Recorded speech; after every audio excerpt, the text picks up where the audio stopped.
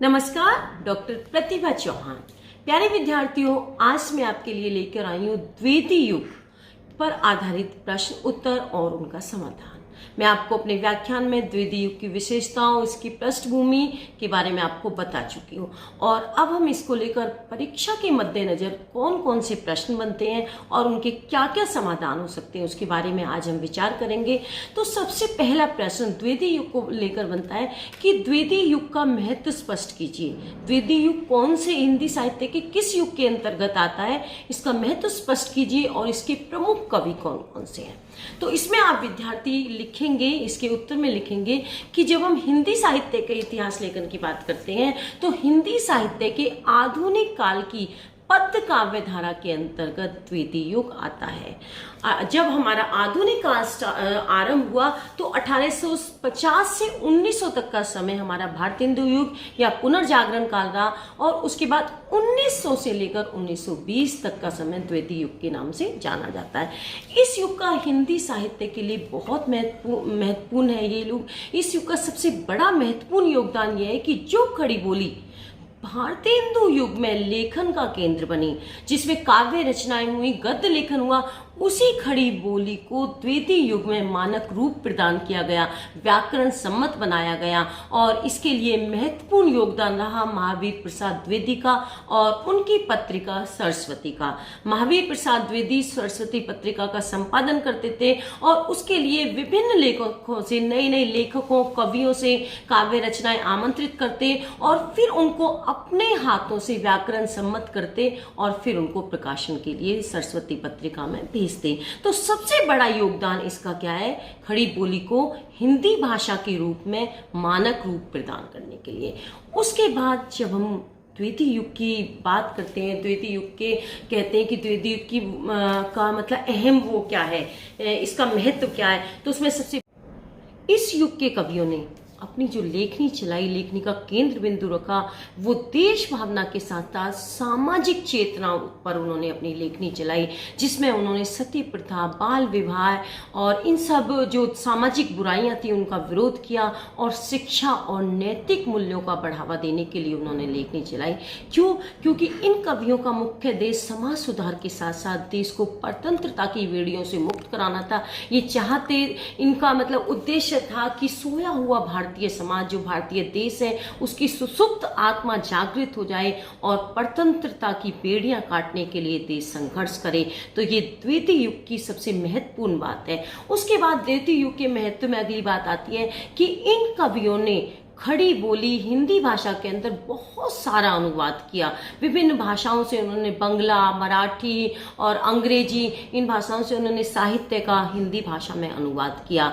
और इन कवियों की एक और प्रमुख बात है कि इन्होंने भारत के संस्कृति का और भारत के गौरव का गान किया, ताकि भारतवासियों के अंदर अपने उज्जवल अतीत को लेकर एक स्वर्णिम भावना आए और वो देश की स्वतंत्रता के लिए संघर्ष करें।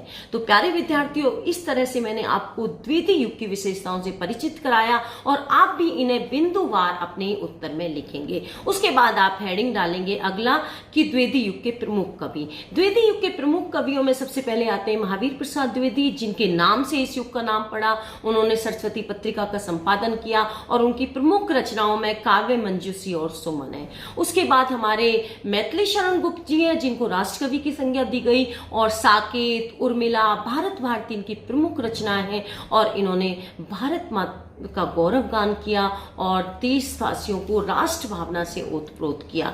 उसके बाद हमारे कवि अयोध्या सिंह उपाध्याय द्वितीय युग के, इन्होंने वैदेही वनवास, चौखे चौपदे, प्रिय प्रवास प्रमुख रचनाएं रची। और उसके बाद है रामचरित उपाध्याय, रामनरेश त्रिपाठी, ये सभी द्वितीय युग के महत्वपूर्ण कवि हैं। तो इस तरह से आप इस प्रश्न को लिखेंगे और लिखकर अपनी पुस्तक की भी सहायता लेंगे और अपने महाविद्यालय के प्रोफेसरों को प्रेषित करेंगे। उसके बाद द्वितीय युग से दूसरा हमारा महत्वपूर्ण प्रश्न बनता है कि द्वितीय युग की काव्यगत विशेषताओं का वर्णन कीजिए। प्यारे विद्यार्थियों, किसी भी युग की काव्यगत विशेषताओं से ही उसका महत्व बनता है। तो जो बिंदु हमने द्विवेदी युग का महत्व बताने के लिए वर्णित किए मैंने अभी, आप उनको उसकी काव्यगत विशेषताओं में भी ले सकते हो। तो सबसे आप पहले लिखेंगे आप देश भावना से ओतप्रोत काव्य। हम बता चुके हैं कि मैथिली शरण गुप्त है, चाहे महावीर प्रसाद द्विवेदी, अयोध्या सिंह उपाध्याय, इन सभी ने देश भावना से ओतप्रोत काव्य लिखा। इनके काव्य के केंद्र में राष्ट्र था और राष्ट्रीय भावना थी।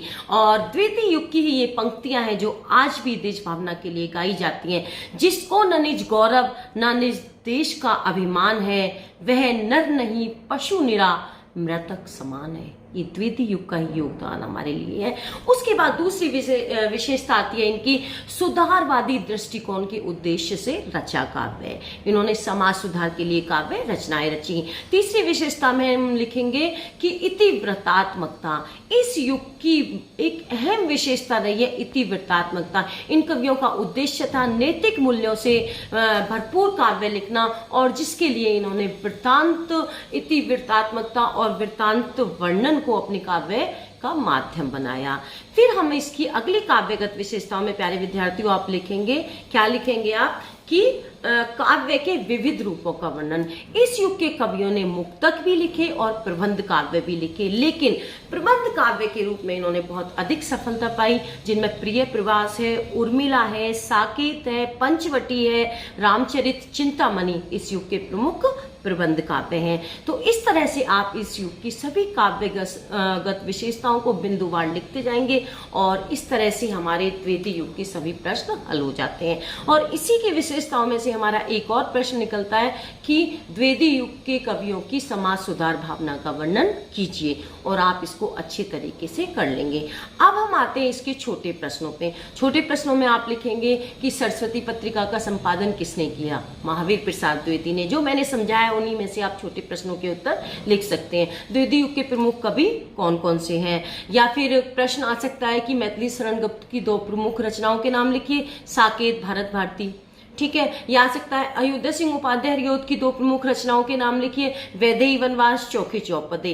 तो इस तरह से हमने द्विवेदी युग से संबंधित सभी प्रश्न के समाधान मैंने आपको प्रस्तुत किए, समझाया, और मुझे उम्मीद है, विश्वास है कि आपको समझ आया होगा। आप इनको लिखेंगे और अपने महाविद्यालय के प्रोफेसर्स को प्रेषित करेंगे। बहुत बहुत शुभकामनाएं।